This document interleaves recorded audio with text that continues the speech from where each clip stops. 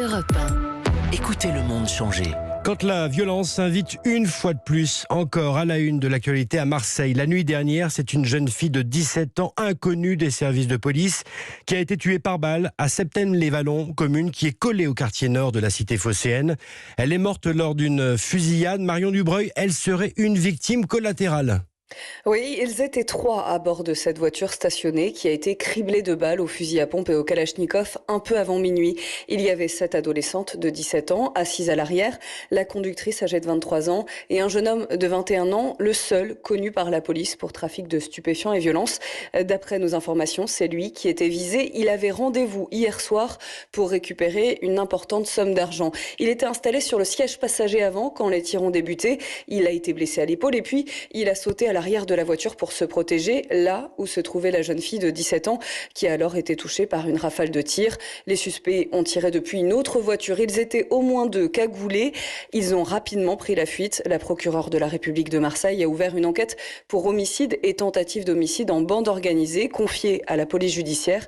La préfète de police a également annoncé des opérations de recherche d'armes à feu dans les quartiers sensibles. Marion Dubreuil du service police-justice d'Europe 1. Bonjour Patrice Ribeiro. Bonjour. Vous êtes secrétaire général du syndicat Synergie, officier de police. Comment expliquer ce nouveau drame à Marseille ?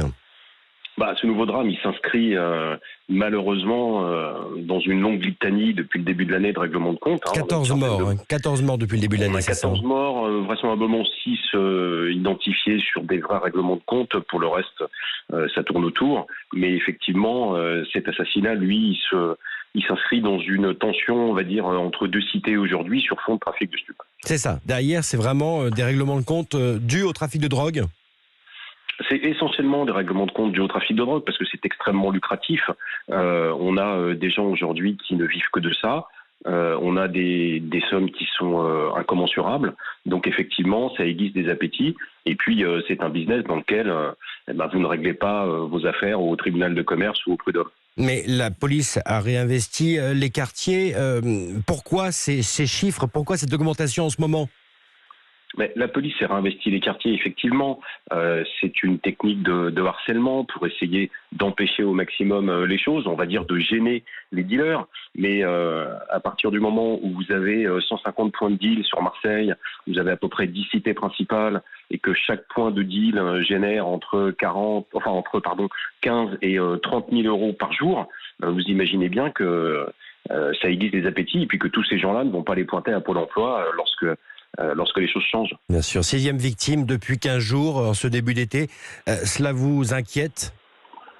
Si vous voulez, ça nous inquiète, mais en même temps, encore une fois, c'est tellement lucratif et c'est un milieu qui est extrêmement mouvant, c'est-à-dire que vous avez 3-4 grosses équipes à Marseille. Vous avez le milieu maghrébin, le milieu gitan, le milieu black entre guillemets et le milieu corso marseillais. Tous ces gens-là se partagent des choses, il y a des alliances, il y a des mésalliances entre eux, parfois sans crier gare entre guillemets. Donc c'est un milieu extrêmement mouvant, extrêmement violent. Il ne faut pas oublier que, et c'est pas une question de morale, mais lorsque vous achetez de la drogue, lorsque vous consommez de la drogue, eh bien vous alimentez un business qui est fait de sauvagerie, qui est fait d'une violence extrême. Donc c'est sûr que quand il y aura des consommateurs, automatiquement il y aura des gens pour le vendre. Patrice Ribeiro du syndicat Synergie, officier de police. Merci à vous. Merci.